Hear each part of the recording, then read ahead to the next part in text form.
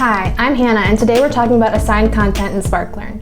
As you can probably guess, organizations have a lot of content that they need to make sure all of their users see and complete, so assigned content is perfect for that. As soon as I open the app as a learner, I can see my assigned content on my dashboard. I can see what the course is called, how many lessons I've already completed, and the due date for the course. Looks like I better get this one taken care of.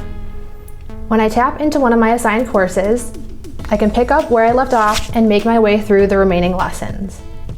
Once I finish the course, it will be moved to the completed tab on my dashboard. Assignment taken care of. So, how is all this tracked and what does my content manager see regarding my activity? From the CMS, my content manager can look at a report for the assignment at a glance. It will show everyone who was assigned the content, when they started, how far along they are, and the date it was completed. You can use this for onboarding annual training and other sorts of content where it's vital that the relevant audience members engage with and complete the content. Alright, now you know how simple and powerful assigned content is in SparkLearn. If this video was helpful, please like it and share it with someone. Thanks for watching!